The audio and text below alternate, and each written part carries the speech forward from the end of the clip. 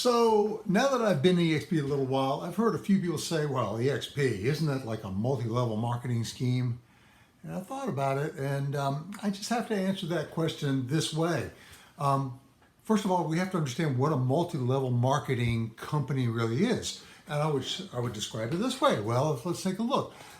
First of all, the multi-level marketing company, you've got this. You've got a whole bunch of people at the very bottom that are the ones that are doing the actual work. They're the ones that are selling the widgets or whatever the multi-level marketing company is selling.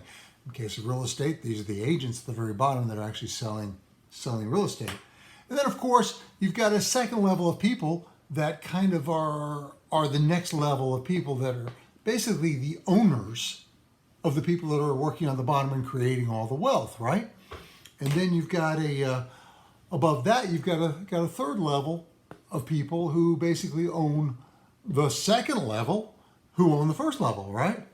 And then you've got another level above that, of course, and maybe another level above that, let's say that, right? And then finally, you got a very, very top level of the ultimate owners, right?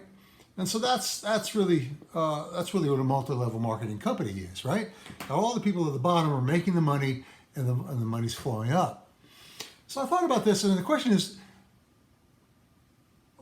what happens when we apply like a traditional real estate company's model to this model? Like say Coldwell Banker or Remax or Killerwings, all the traditional real estate models out there. Well, if you look at it this way, with Coldwell Banker, for example, at the very bottom, there's a whole bunch of agents that are creating the money, that are creating the commissions, that are creating all the money. And then the level above that, you've got the people who like own the local franchise of Coldwell Banker. Like here in the Triangle area, there's 2 Coldwell Banker companies, and the owners of that bought the franchise and they own the company, and they're collecting all the money that is being created by the people at the bottom, all the agents at the bottom, right? Well, these people who own the local franchise for Coldwell Banker or Remax or whatever, they actually bought that franchise from the next level ownership. People who sold the franchise, who had the rights to sell the Coldwell Banker name to the entire state or maybe the entire region. So this level 2 bought the Coldwell Banker name from level 3, and all that money's flowing up to level 3.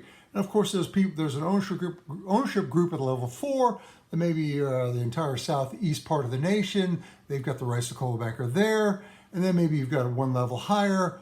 You've got an ownership that owns the rights to the Coldwell Banker name for the entire country. And then ultimately, you've got the 6th level up, which is the international level of Coldwell Banker, and they're the ultimate. That's where all the money is going. They're the ultimate owners of the property. And these agents are all making all the money, and all the money is going all the way up to the top, right? It's all going up. That's a traditional real estate company's model. It looks like an awful lot like a multi-level marketing scheme, right? Well, now the question is, what about EXP? How does EXP fit in all this?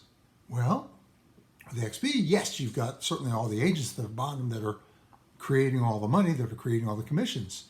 But with EXP, do you have a second level? EXP, there's no local franchise for EXP. EXP does not sell franchises.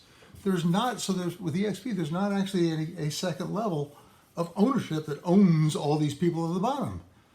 And with EXP, is there a third level? Is there like a franchise for the entire state or the entire region? No, EXP does not sell franchises, so there's no third level. With EXP, is there a national level of EXP that's selling franchises? Nope, nobody there.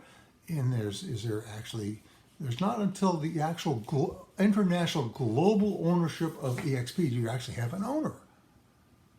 So all the money that's being generated by all these agents at EXP at the top goes directly all the way up. There's no in between. And to top it off, the thing about EXP, the thing that makes EXP truly unique, is all this money that's going up to the top from all the agents at the bottom, EXP has it written into their charter that 50% of all the money that's going up to the top comes back down to the agents. 50%. 50%. How does that come back? That comes back in the way of stock disbursements and revenue sharing. but 50% of the money that's going up is coming back down to the agents. That's what EXP is all about. If you have any questions about this, contact me. I'd be happy to talk to anybody about this. It's an interesting model. EXP truly is revolutionary. There's no other real estate company in the world that's that has this model and is doing it like EXP is doing it. Please contact me for more information. Happy to talk about this anytime. Thanks.